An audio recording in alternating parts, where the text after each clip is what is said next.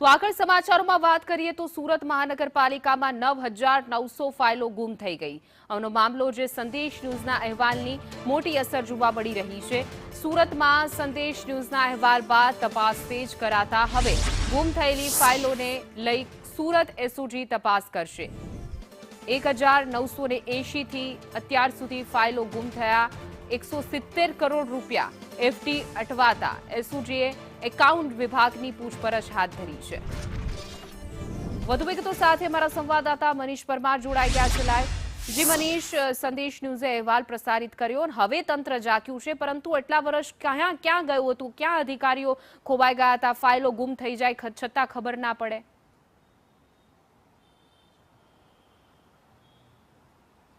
જી બિલકુલ, વાત કરીએ તો સુરત મહાનગરપાલિકાની અંદર જે કહેવાય કે ફાઇલો છે તે ગુમ થઈ ગઈ હતી અને અહેવાલ છે તે સંદેશ ન્યૂઝે પ્રસારિત કર્યો હતો. ત્યારબાદ હવે એસઓજીની એન્ટ્રી થઈ એટલે સ્પેશિયલ ગ્રુપ ઓપરેશન છે તે આ તમામ જે કિસ્સાઓમાં તપાસ કરશે. જે રીતના કોન્ટ્રાક્ટરો દ્વારા જે રૂપિયા જમા કરવામાં આવે છે, ડિપોઝિટ જમા કરવામાં આવે છે, પરંતુ કોઈ કારણસર જે કોન્ટ્રાક્ટ પૂરો થયા બાદ જે ફાઇલો છે તે રિટર્ન લેવાની હોય છે અને જે સિક્યુરિટી પેટે જે રૂપિયા ભરવામાં આવતા હોય છે, આ રૂપિયા છે તે કોન્ટ્રાક્ટરને પરત આપવામાં આવતા હોય છે.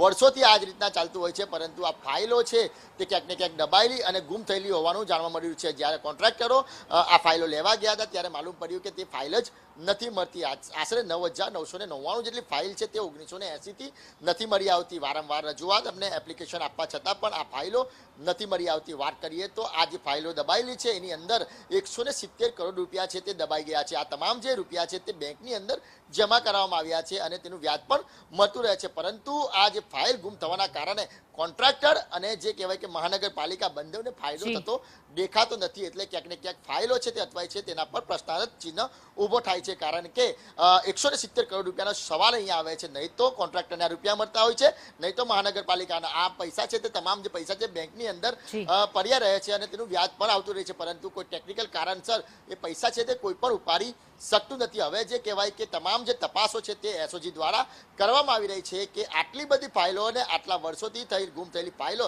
આખરે ગઈ તો ક્યાં ગઈ. ગઈકાલે પણ એકાઉન્ટ વિભાગ છે તે મહાનગરપાલિકાનું તેની અંદર સુરત એસઓજી પોલીસ પહોંચી હતી અને તમામ જે નિવેદન છે તે લેવામાં આવ્યા હતા અને આજે પણ ગુપ્ત રાહે નિવેદન છે તે લેવામાં આવશે.